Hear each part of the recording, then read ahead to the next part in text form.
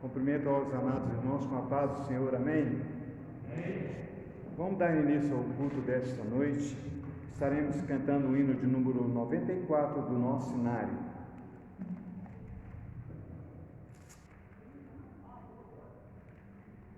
Hino 94 do nosso cenário.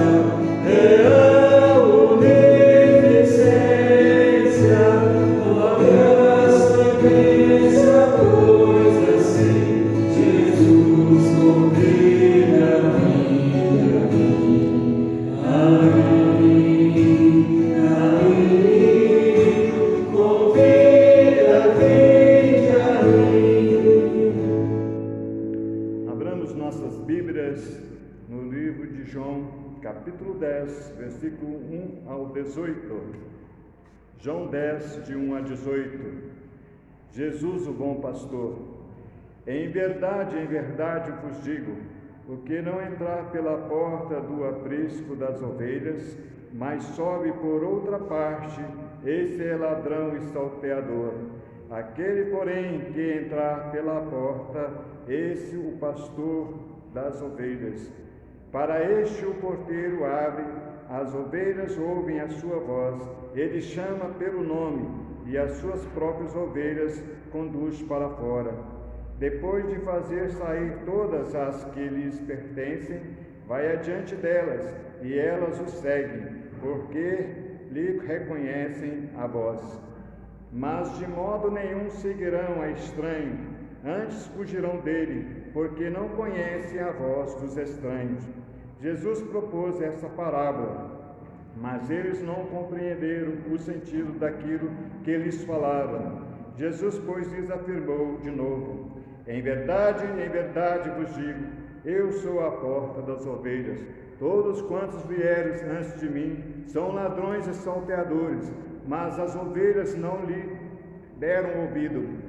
Eu sou a porta, se alguém entrar por mim, será salvo, entrará e sairá e achar pastagem. O ladrão vem somente para roubar, matar e destruir. Eu vim para que tenham vida e a tenham em abundância. Eu sou o bom pastor dá a vida pelas ovelhas. O mercenário não é o pastor, a quem não pertence as ovelhas. Ver vir o lobo, abandona as ovelhas e foge.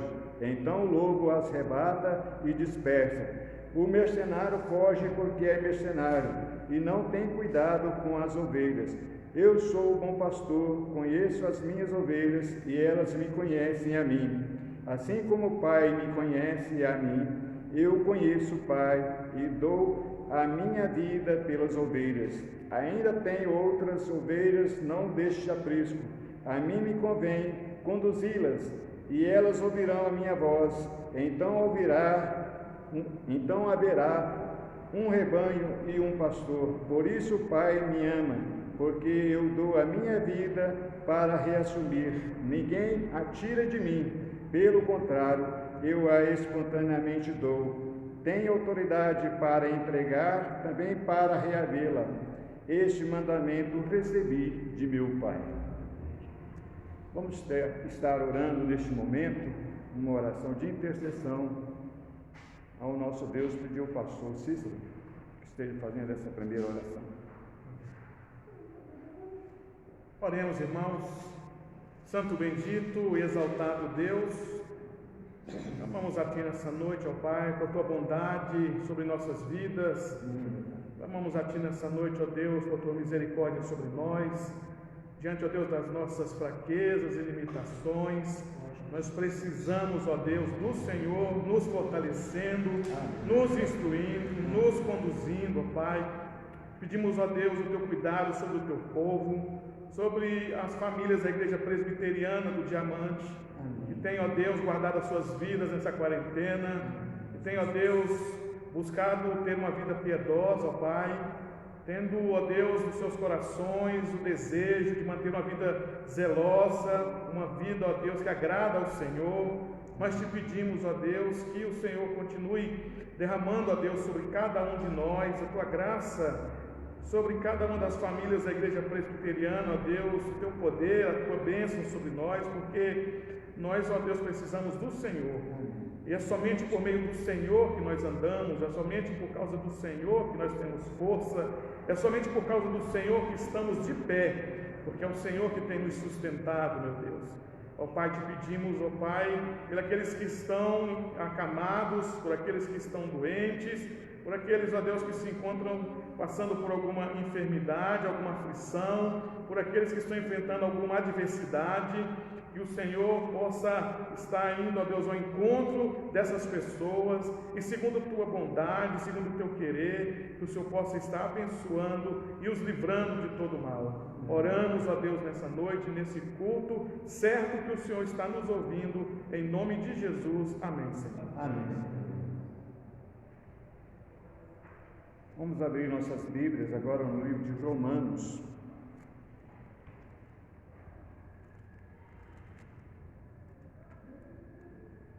Romanos, capítulo 6, de 1 a 14. Livres do pecado pela graça. Que diremos, pois? Permaneceremos no pecado para que seja a graça mais abundante? De modo nenhum. Como viveremos ainda no pecado, nós os que para ele morremos? Ou porventura ignoreis que todos nós fomos batizados em Cristo? Fomos batizados na sua morte? Fomos, pois, sepultados com ele na morte pelo batismo, para que com Cristo foi ressuscitado dentre os mortos pela graça do Pai, assim também andemos nós em novidade de vida, porque se fomos unidos com ele na sua semelhança à sua morte, certamente seremos também na semelhança da ressurreição, sabendo isto, que foi crucificado com ele o nosso velho homem, para que o corpo do pecado seja distribuído e não destruído, e não servimos o pecado como escravo, porquanto quem morreu está justificado do pecado. Ora, se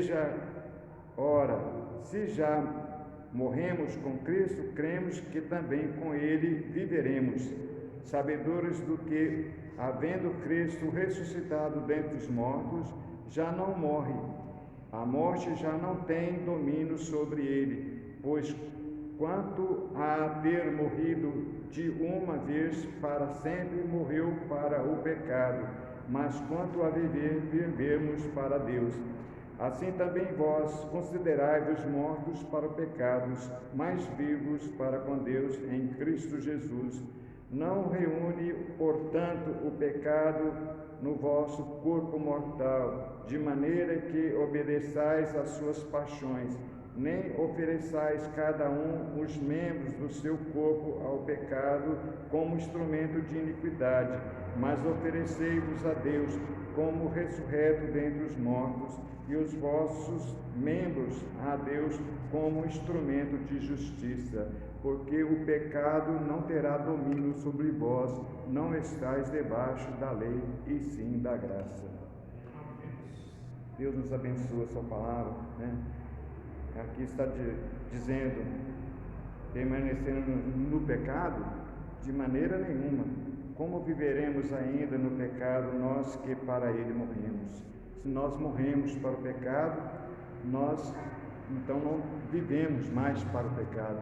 O pecado está morto na nossa vida. A palavra de Deus está dizendo que nós temos que andar em novidade de vida. Agora não sou eu quem vivo, mas Cristo que vive em mim. Morri para a minha velha natureza. Agora ando em novidade de vida. Agora eu ando em novidade de vida. Esse deve ser o nosso propósito, né? De santificarmos as nossas vidas a cada momento de nossa vida. Pedir ao nosso irmão Denilson esteja fazendo uma oração de confissão de pecados. Oremos. Glorioso Deus e amado Pai Celestial que estás nos céus, ó Pai querido, neste momento, ó Pai, nós nos prostramos, nos humilhamos, ó Deus, diante do Senhor, reconhecendo, ó Deus, a nossa pequenez, reconhecendo a nossa fraqueza, reconhecendo, ó Deus, a nossa condição de miseráveis, ó Deus, diante do Senhor, ó Pai.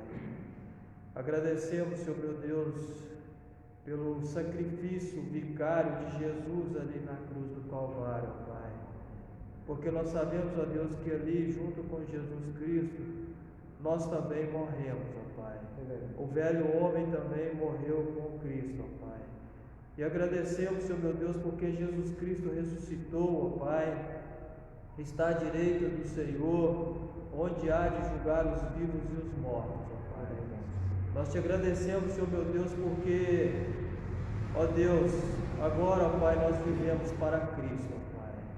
Agora, ó Deus, apesar da nossa inclinação, ó Deus, para o pecado, ó Deus, mas o que está em nós, ó Deus, é muito maior do que o que está no mundo, ó Pai.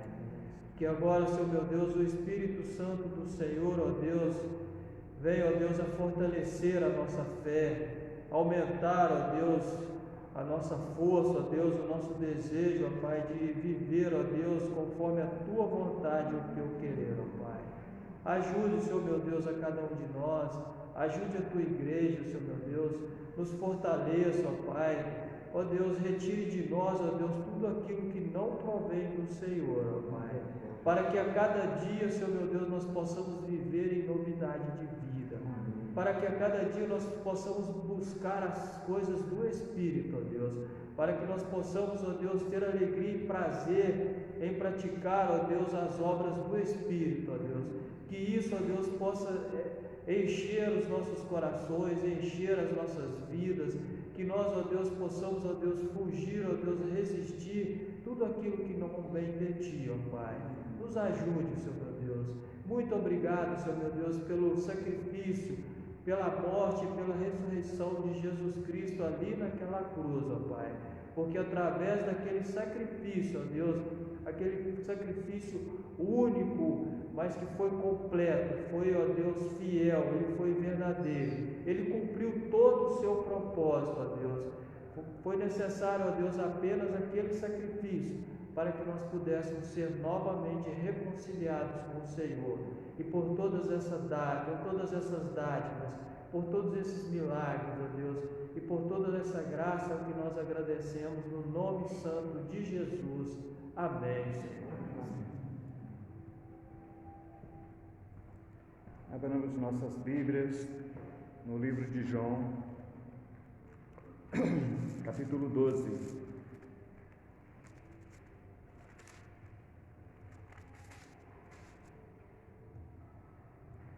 44 a 50.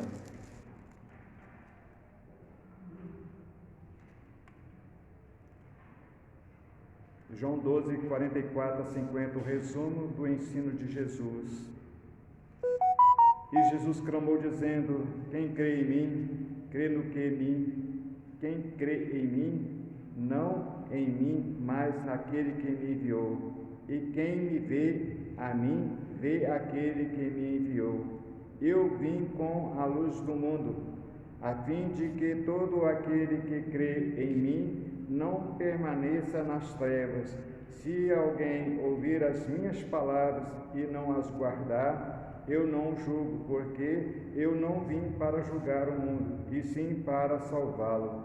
Quem me rejeita e não recebe as minhas palavras, tem quem o julgue. A própria palavra, tenho proferido, essa o julgará no último dia. Porque eu não tenho falado por mim mesmo, mas o Pai que me enviou, esse tem prescrito o que dizer, o que anunciar.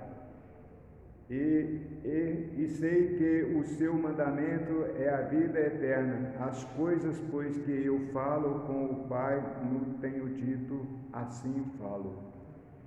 A palavra de Deus está falando, Jesus clamando, dizendo: quem crê em mim, não em mim, mas naquele que me enviou. E quem me vê a mim, vê aquele que me enviou. Nós temos que crer, na palavra de Deus, crer em Jesus Cristo. Você pode crer em Jesus, você pode crer que Ele é o Filho de Deus, você pode crer que Ele veio a este mundo, morreu naquela cruz para perdoar os nossos pecados. Se assim você o faz, se assim você crê, então você já tem a salvação em Cristo Jesus. Você que aceitou o sacrifício de Cristo naquela cruz, você já tem a salvação. Não sou eu que estou dizendo, e sim a palavra do Senhor. Vamos estar cantando o hino de número 92 do nosso cenário.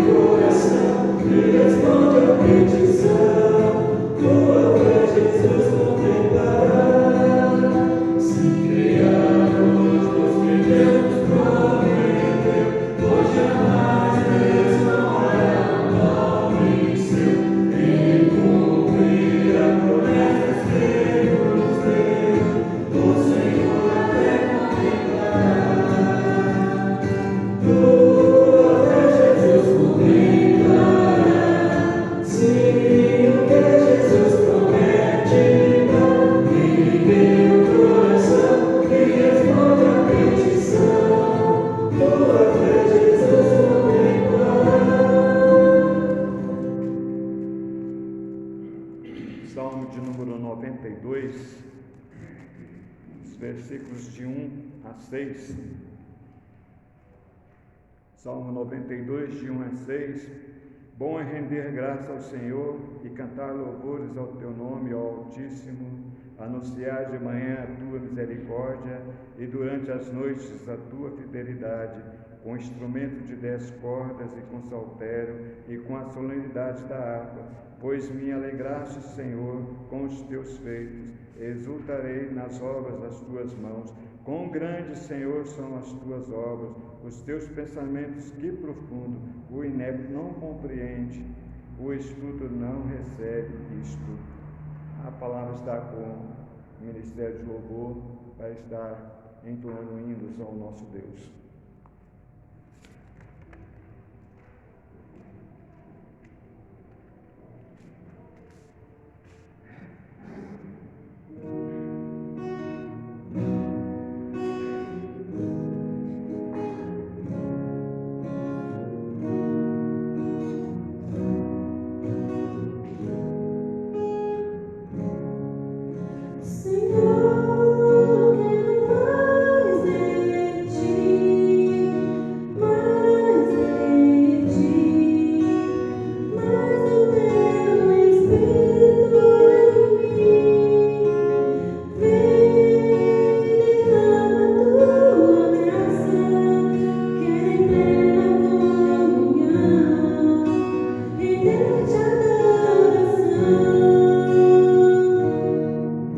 Say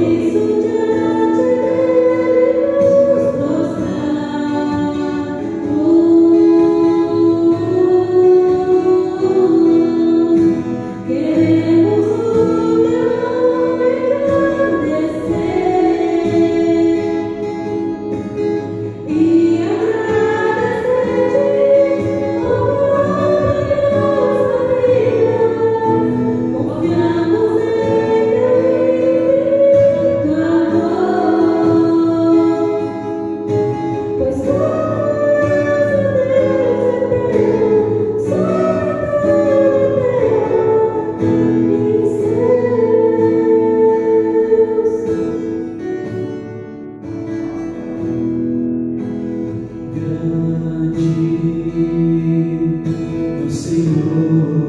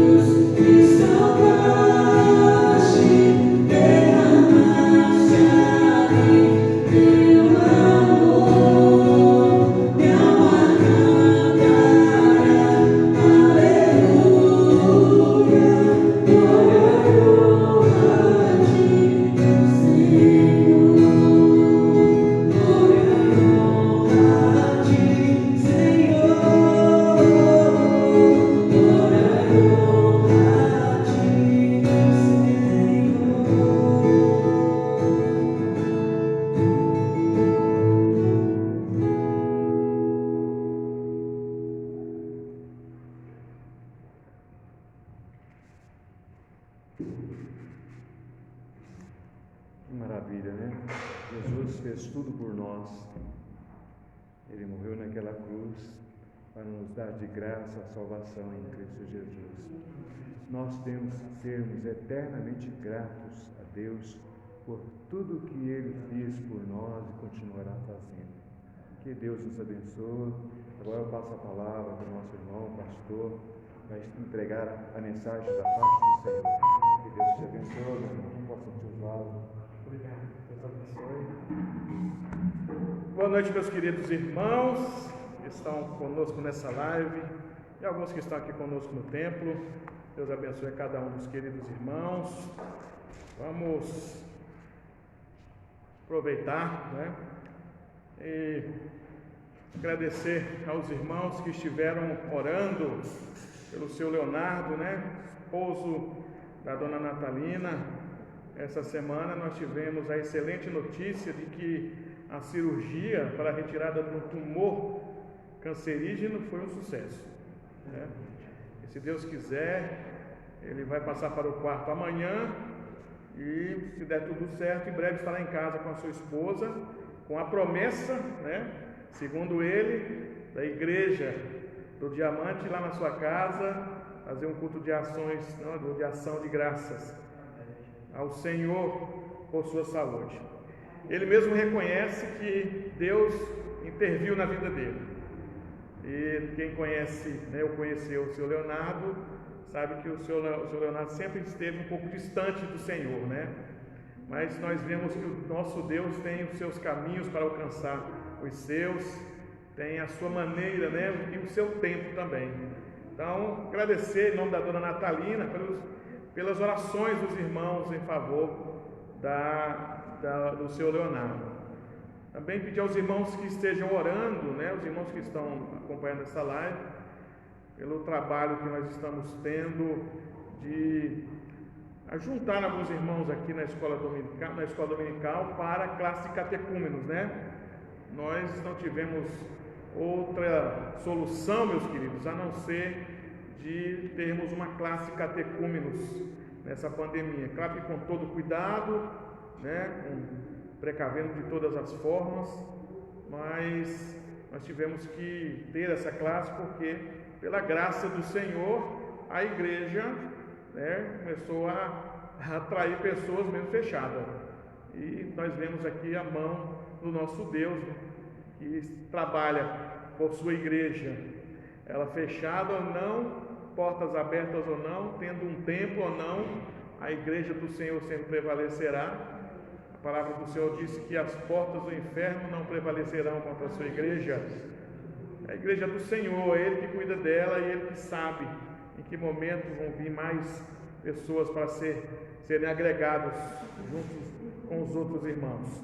Então os irmãos estejam orando por esse trabalho e estejam orando também pelo nosso país, pelos governos, para que haja solução imediata para essa pandemia. Quando a gente pensa que vai abrir, aí é que vai fechar mesmo.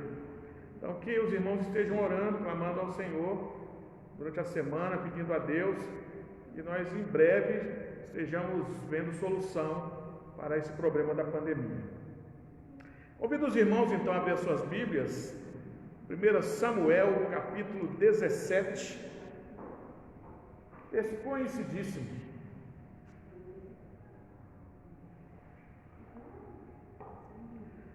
Nós vamos ler o verso 1 e 2, e depois nós vamos pular para o verso 38 ao 40. Nós vamos ler os versos 1 e 2, e depois nós vamos pular para os versos do 38 ao 40. Vamos ler. Ajuntaram os filisteus as suas tropas para a guerra, e congregaram-se em Socó, que está em Judá, e acamparam-se em Socó e Azeca, em Efes-damim. Porém Saul e os homens de Israel se ajuntaram e acamparam no vale de Elá, e ali ordenaram a batalha contra os filisteus. Verso 38 ao 40. Saul vestiu a Davi a sua armadura e lhe pôs sobre a cabeça um capacete de bronze, e o vestiu de uma couraça. Davi cingiu a espada sobre a armadura e experimentou andar, pois jamais a havia usado. Então disse Davi a Saul: não posso andar com isto, pois nunca o usei. E Davi tirou aquilo de sobre si, tomou seu cajado na mão e escolheu para si 5 pedras lisas do ribeiro e as pôs no alforje de pastor que trazia, a saber, no surrão, e lançando mão da sua funda, foi-se chegando ao filisteu. Vamos orar. Bendito Deus e Pai, obrigado, Senhor, por esta reunião, o culto solene, ó Deus, ao qual nós queremos dedicar totalmente ao Senhor. Cada ato aqui, ó Pai, seja recebido pelo Senhor. Tenha misericórdia de nós. Nós sabemos, ó Deus, que somos falhos, somos limitados, ó Deus, somos pecadores, mas, ó Deus, glorificamos ao Senhor por ter nos dado Jesus Cristo como sacrifício por nós, que abriu, ó Deus, a porta que nos dá acesso direto ao Senhor, mesmo nós sendo falhos, pecadores, mas em Cristo nós somos justificados, em Cristo nós somos aceitos, em Cristo esse culto, esse momento aqui, Senhor, é aceito diante do Senhor. Por isso te pedimos, ó Pai, em nome de Jesus, esteja abençoando, Senhor, esteja derramando tua bênção, ó Deus, sobre esse culto solene, para que ele venha, ó Deus, produzir frutos, para que ele venha alcançar vidas, para que ele venha, ó Deus, produzir, segundo a tua vontade, ó Deus, aquilo que o Senhor já tem determinado que seja produzido por meio desse culto solene. Que, ó Deus, a tua palavra venha de encontro às necessidades, ó Deus, de cada coração, e que ela, Pai, venha produzir, ó Deus, um novo tempo na vida dessas pessoas, venha trazer, ó Deus, um novo momento, ó Deus, na vida de cada um que puder, ó Deus, estar ouvindo, ó Deus, e acompanhando esta live. Oramos, ó Deus, pedindo tua misericórdia sobre nossas vidas, a tua iluminação, ó Deus, pelo teu Santo Espírito nas nossas vidas para o entendimento e para a aplicação dessa palavra. Oramos, ó Deus, agradecidos por tudo, em nome de Jesus. Amém, Senhor.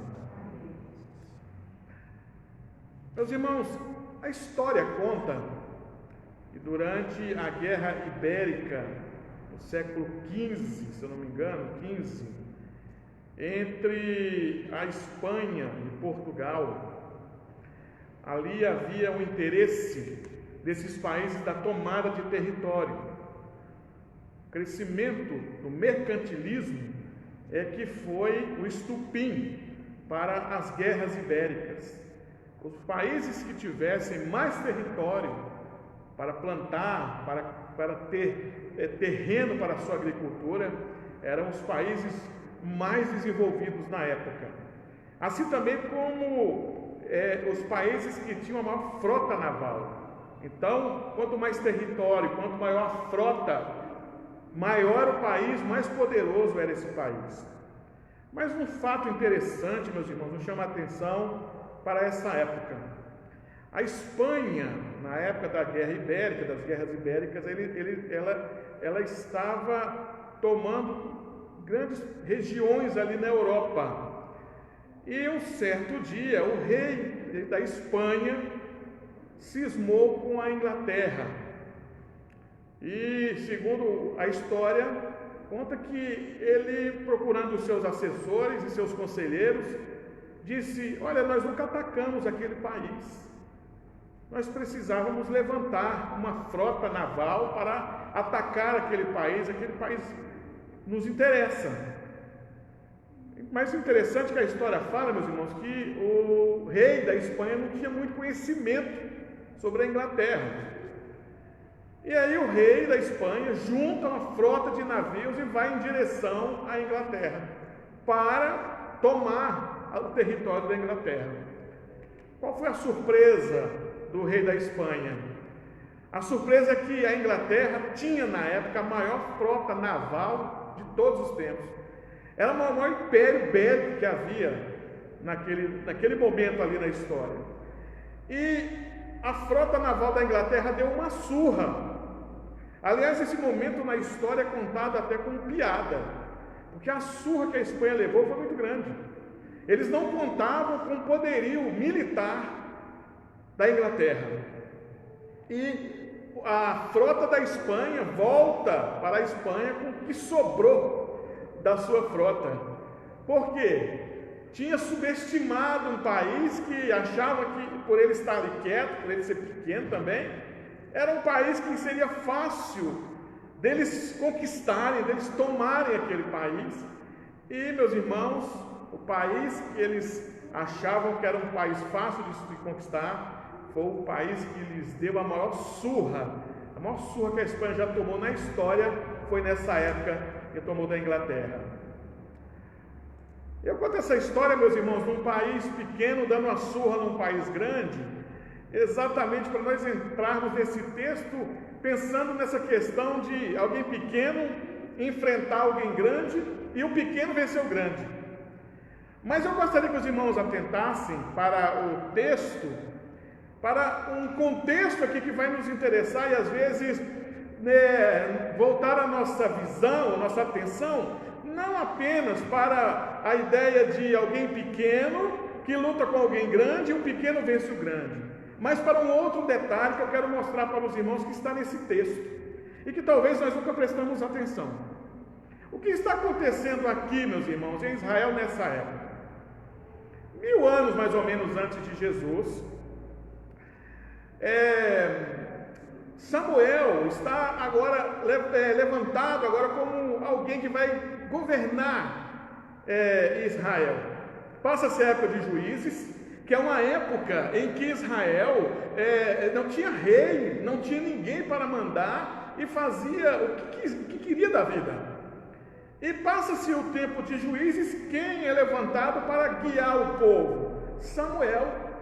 Só que quando Samuel começa a guiar o povo, o que acontece? As pessoas estavam habituadas a não obedecer ninguém. E era exatamente um momento de muita guerra esse tempo. Era um tempo em que as nações elas ficavam de olho no território do outro para tomar. Assim como a Espanha, na época das guerras ibéricas, os países tinham que ficar de olho no território do outro para tomar, para aumentar o tamanho do seu poder mercantilista. Assim também na época de Samuel, as nações ficavam de olho no terreno do outro para poder tomar.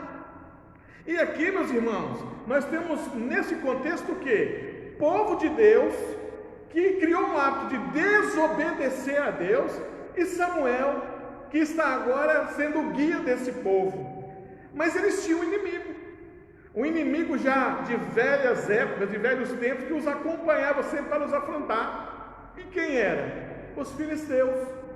Os filisteus eram esse inimigo que sempre acompanhava Israel, e que se Israel desse uma brecha assim, os filisteus tomavam alguma coisa de Israel. Então nessa época que Samuel é levantado, os filisteus estão de olho no território de Israel. E aí, meus irmãos, o povo de Israel, desobediente, com o coração duro, vendo que as outras nações tinham reis, o que eles fazem? Eles falam com Samuel, dizendo: Samuel, nós não queremos ser governados por você não, nós não queremos que você nos guie não, nós queremos um rei. E Deus, meus irmãos, nunca quis que Israel tivesse um rei, porque o Senhor é o rei de Israel, porque o Senhor era o rei de Israel, porque era o Senhor que deveria ser considerado em Israel o seu guia, o seu rei, o seu soberano. Mas por causa do povo estar envolvido com a sua autonomia, com a sua liberdade e vivendo no pecado, eles começaram a desejar um rei.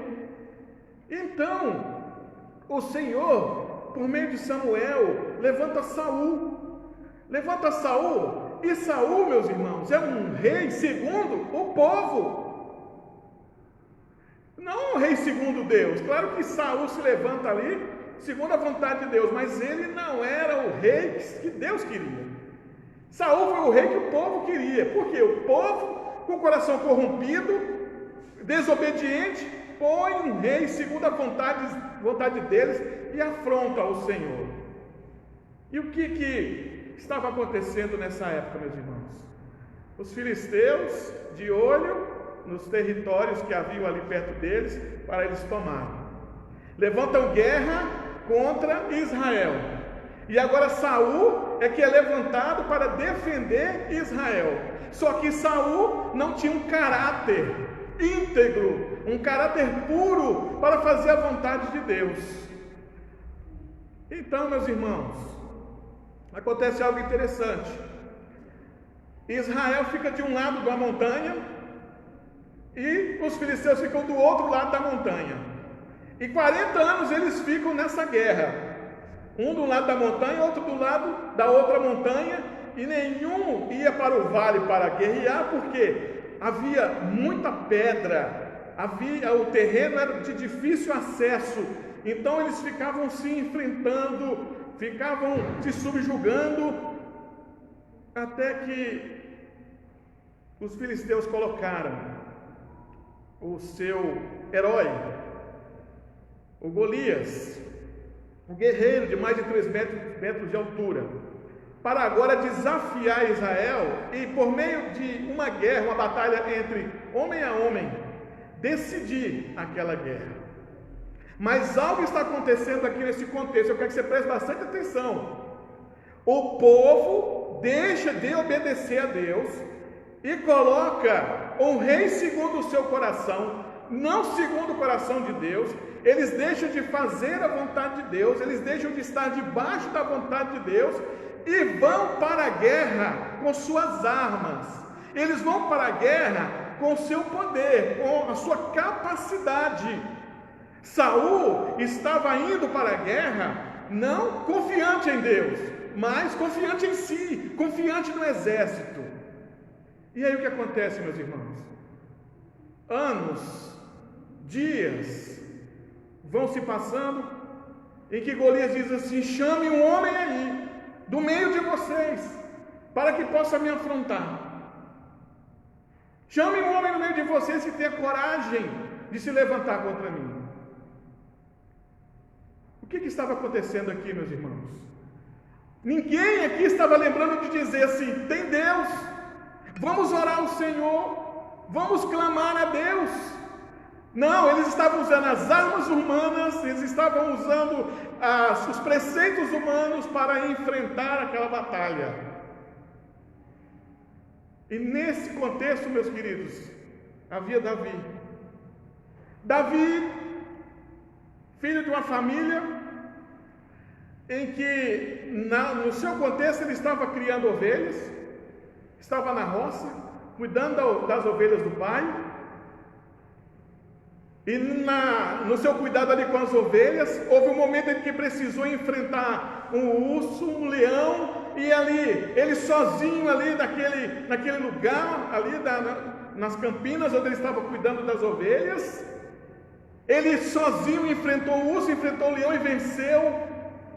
E nesse texto, meus irmãos, nós vamos ver a diferença entre o homem que é levantado pelo povo e vai enfrentar um gigante que afronta a nação de Israel todo dia, e alguém que está no meio do mato, vamos dizer assim, cuidando de ovelhas e confiando no Senhor, venceu o urso e venceu o leão.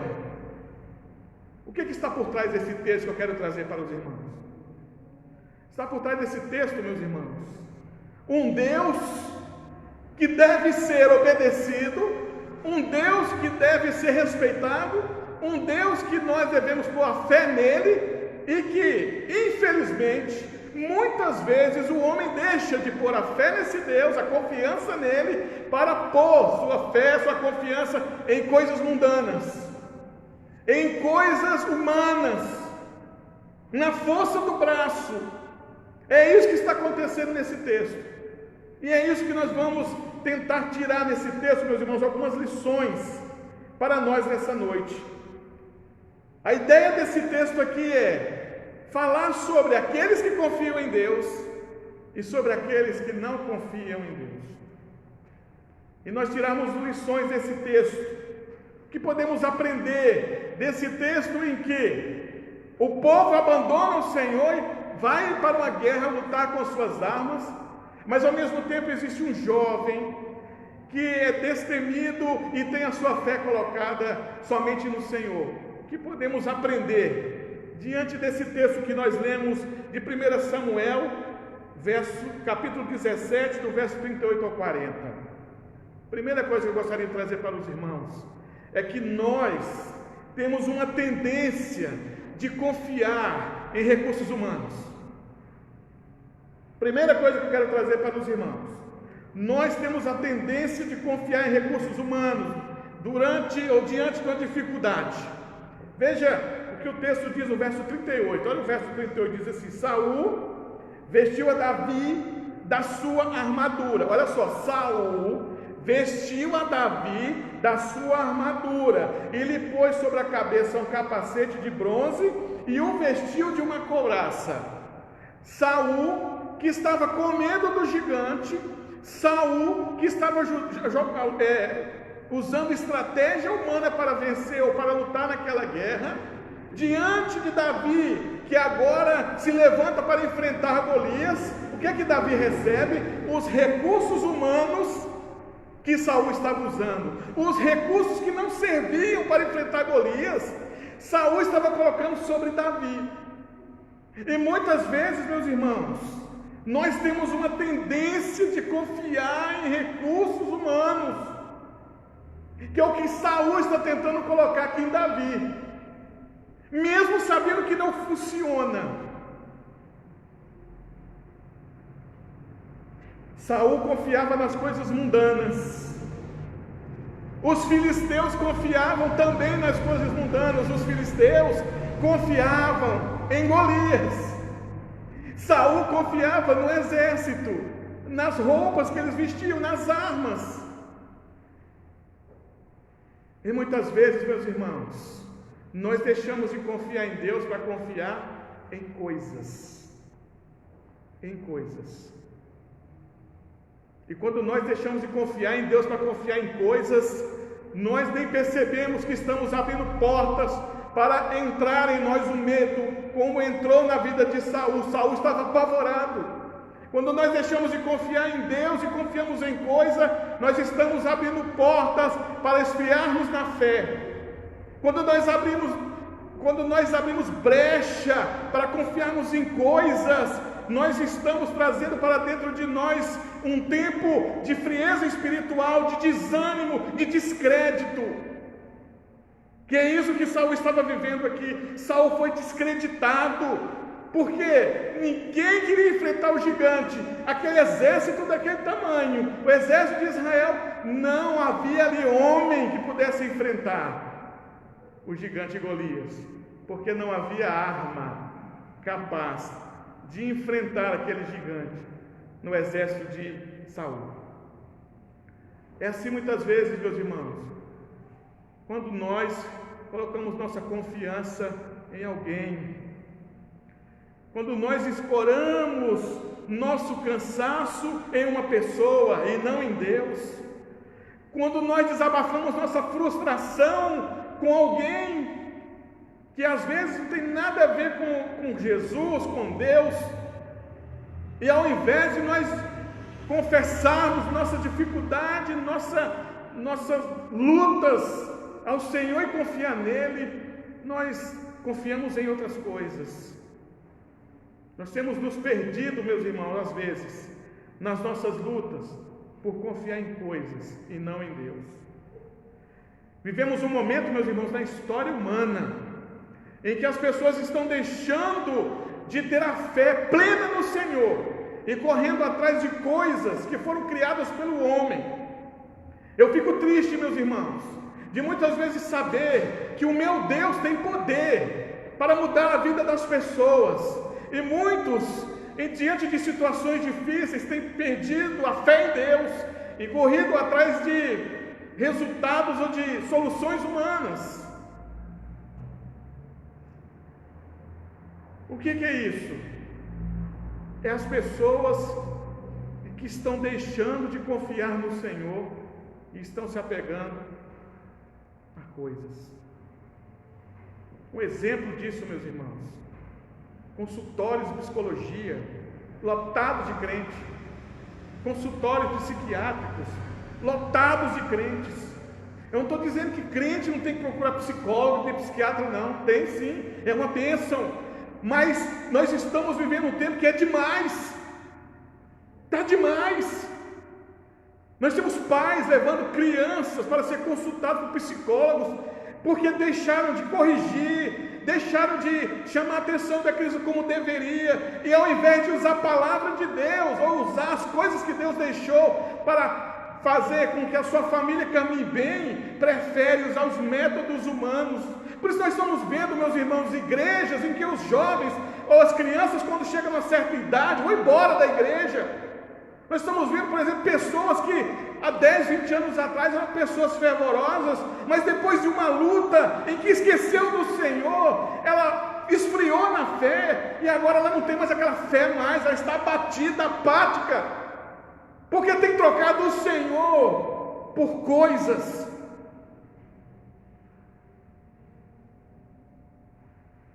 Eu quero dizer para você, meu irmão, que o meu Deus cura, meu Deus sara, meu Deus transforma. O Deus que eu sirvo muda vidas. Eu bendigo aos médicos, bendigo a remédio, mas eu preciso dizer que o meu Deus é acima de remédio, de médico. Meu Deus pode mudar a vida de vocês. Mas quando nós, meus irmãos, estamos igual a esse povo aqui, desobediente a Deus, cheio de pecado, fazendo o que quer, não quer saber de Deus, e diante da luta e dificuldade, não vou saber, não vou procurar Deus não, quero saber de Deus.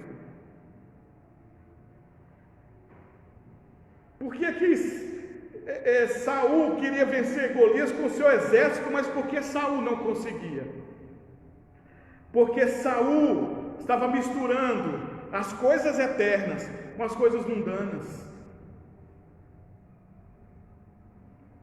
E quando nós, meus irmãos, às vezes enfrentamos uma luta e não saímos dela, porque às vezes nós estamos misturando coisas eternas com coisas mundanas.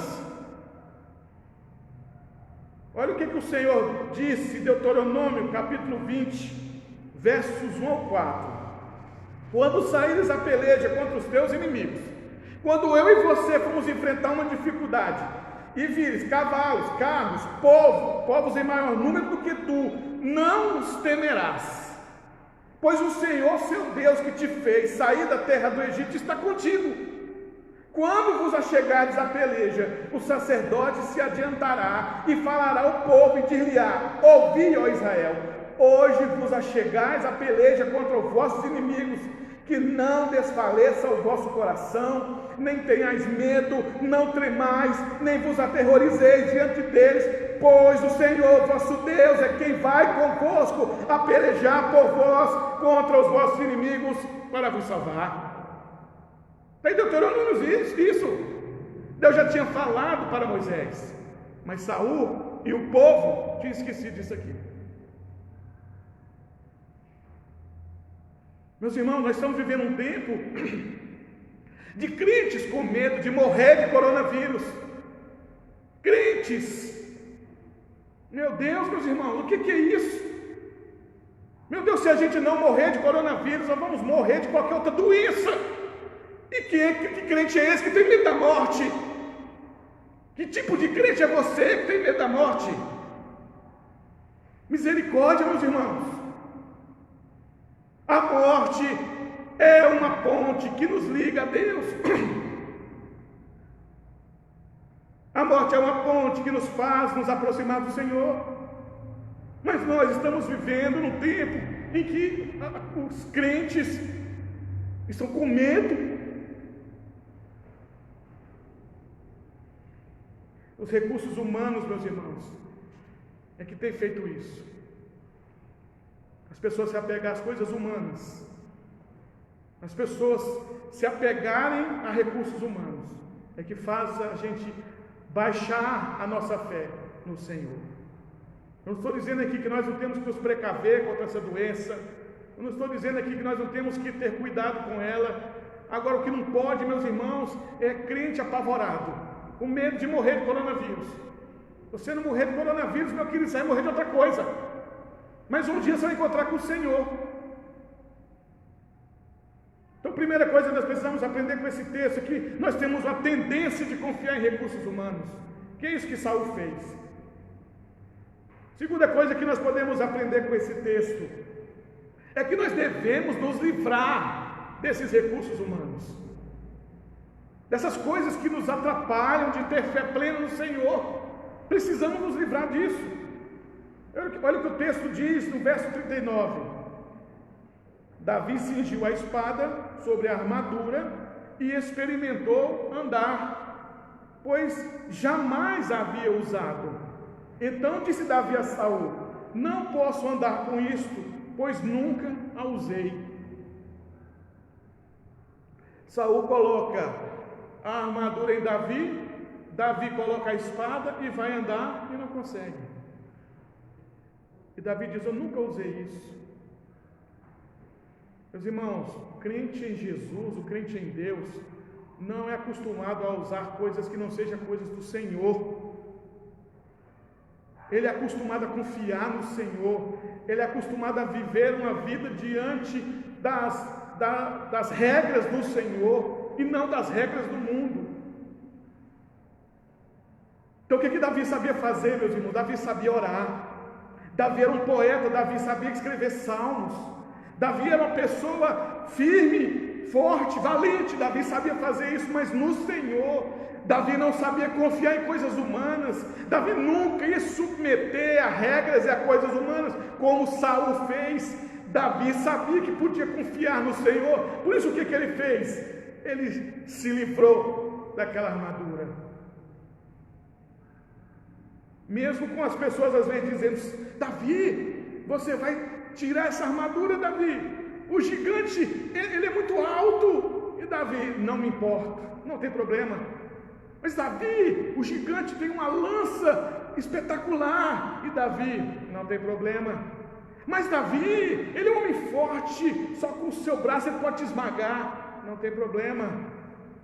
Porque quando o homem está firme no Senhor e na fé no Senhor, meu irmão, ele vai para cima da dificuldade, ele vai para cima da luta, porque ele confia no seu Deus. Davi não estava vendo dificuldade nenhuma naquele gigante. Saul estava. É assim, meus irmãos, quando nós estamos frios, desanimados, agarrados em coisas humanas, quando vem a luta, nós já achamos que a luta tem 10, 20 metros de altura, que a luta já é alguma coisa espetacular demais para nós enfrentarmos, já distanciamos Deus de nós, já achamos que não somos capazes em Deus de vencer a dificuldade. É assim que nós fazemos quando estamos vivendo como o povo de Israel que seguia Saul.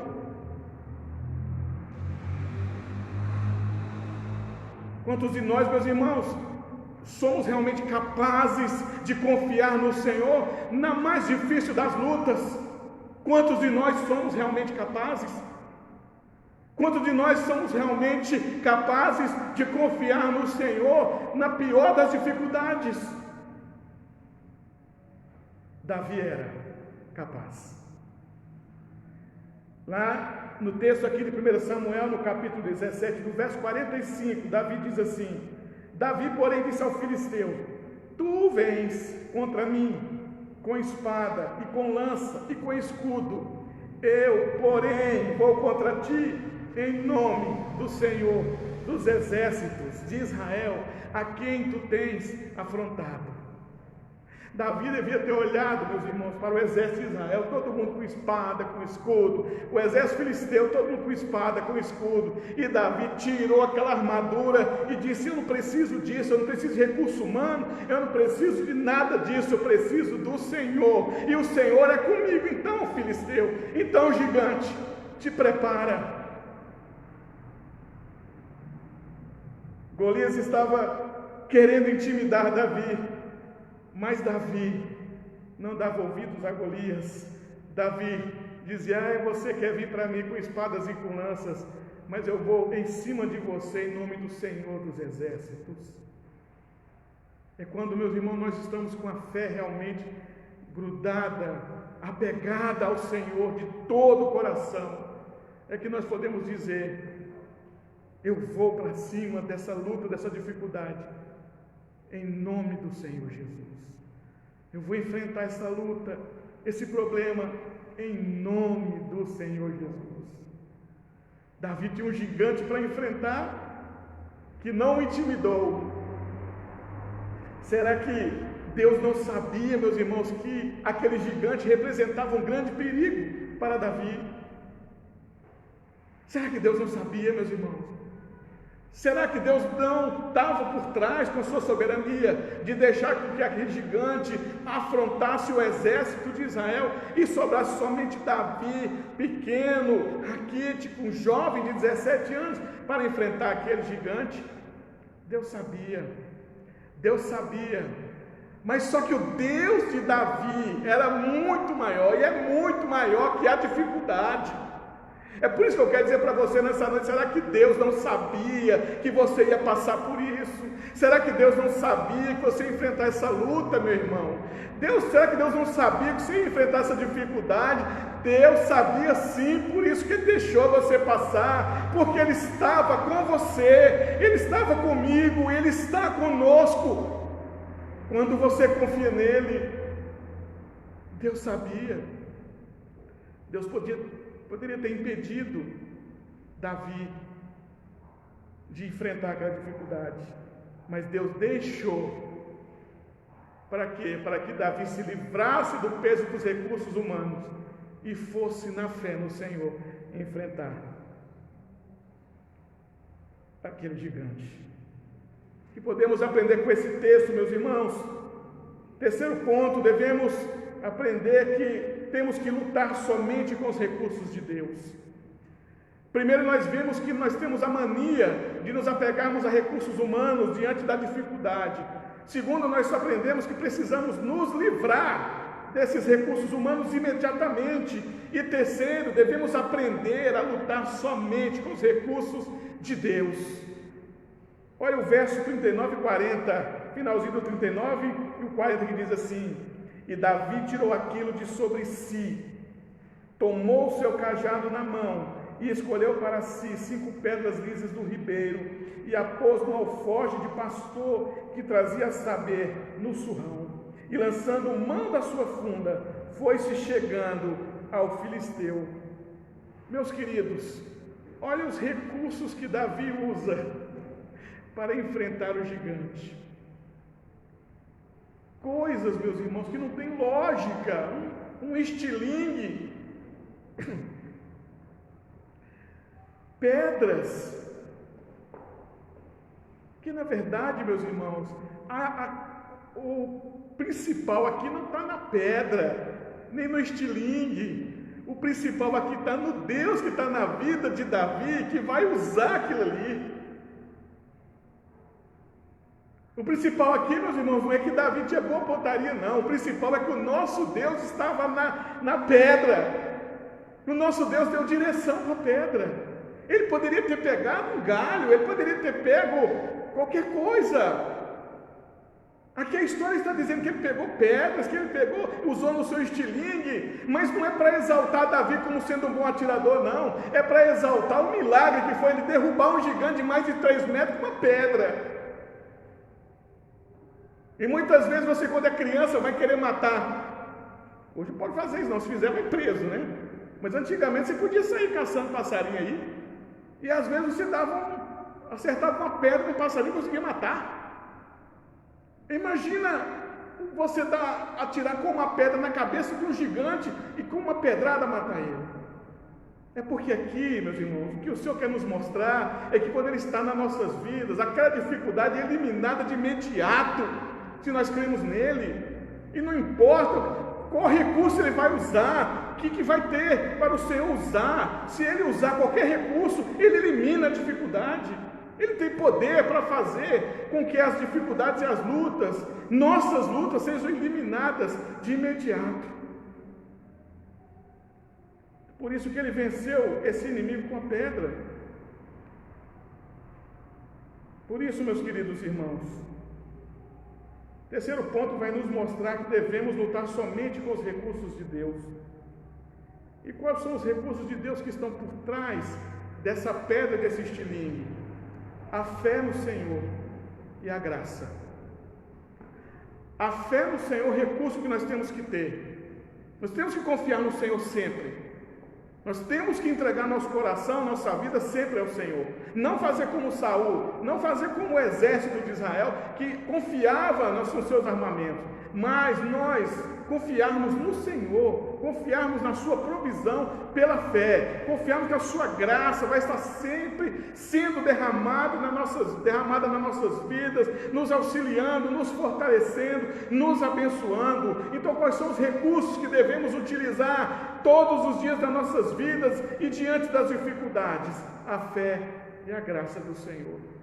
Essa graça do Senhor que nos fortalece, que nos ajuda, que nos levanta, meus irmãos, quando nós nos sentimos fracos. Davi era pequeno, Davi era o menor da família dele, e o menor da família dele derrubou o gigante que afrontava um exército inteiro. É por isso que 2 Coríntios, capítulo 12, verso 9, diz assim: então ele me disse, a minha graça te basta, porque o poder se aperfeiçoa na fraqueza. De boa vontade, pois, mais me gloriarei nas fraquezas, para que sobre mim repouse o poder de Cristo. Aquele menino mirrado, pequeno, confiou no poder de Deus. Qual que é o contexto aqui que eu disse que ia trazer para os irmãos? O contexto aqui, meus irmãos, concluindo, não é que é uma história falando, de uma luta entre o menino e o gigante somente. Que não é uma história falando de um herói que venceu um vilão. Que não é uma história falando do bem vencendo o mal. Que não é uma história entre alguém mirrado vencendo alguém muito forte. Mas é a história sobre um Deus que requer do seu povo confiança nele. Quem está por trás dessa história aqui, e o personagem principal aqui não é Davi e Golias, é Deus, que está procurando, naquele contexto, e encontrou alguém que confiasse nele para vencer aquele exército que estava enfrentando ou afrontando Israel mais de 40 anos. E só bastou um menino mirrado, pequeno, confiar em Deus, que uma luta de 40 anos se resolveu em poucos minutos. Então Deus, essa noite, Ele está também procurando nesta live, para quem está aí assistindo, procurando aqui também nessa noite, aqui na igreja, alguém que confia nele. E que se você confiar nele, esse problema, essa luta que você está enfrentando, o Senhor pode resolver em minutos. E talvez você não saiba, mas depois Davi foi levantado como rei. E esse jovem levantado como rei aos 30 anos, fez coisas extraordinárias em Israel, tomou vários territórios, tornou Israel uma nação da época, uma potência da época, porque confiava no Senhor, porque colocava a sua vida e os seus projetos nas mãos do Senhor. E talvez, nessa noite, você que está assistindo por essa live, seja esse passo que você precisa dar, o passo de confiar no Senhor. Talvez você ainda não tenha confiado em Deus totalmente, talvez você ainda está desconfiado do Senhor, mas nessa noite, assim como o Senhor estava ali em Israel, esperando que alguém confiasse nele, para que ele, através do seu poder, resolvesse aquele problema com os filisteus. Nessa noite o Senhor também quer que você dê um passo de confiança, quer que você dê um passo de fé diante do Senhor, e aí você vai ver o Senhor, através do seu poder, eliminar esse gigante que tem lhe afrontado, que você sabe qual é. Eu não sei, mas o meu Deus sabe. E para você destruir esse gigante, você precisa confiar no Senhor. Ok, meus irmãos?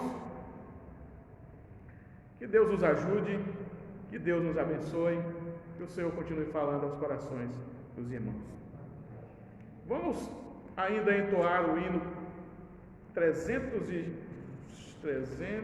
eu olhar aqui.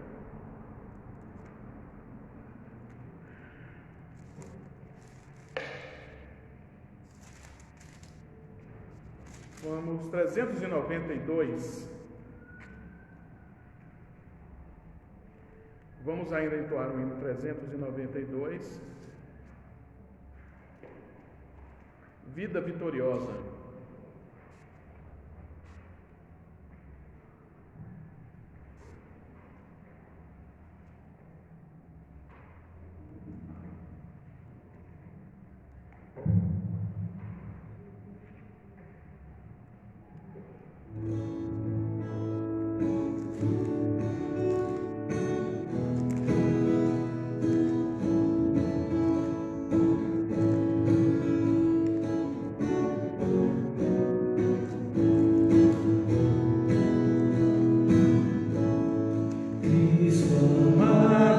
Sei que na força do mal, o meu mestre sempre será vencedor. Tu me guardas da noite final, e eu contigo sempre serei vencedor. Cristo, mestre, sei que contigo sou vencedor. Dá-me graça, dá-me do teu poder, Redentor. Que alegria tenho, meu Salvador.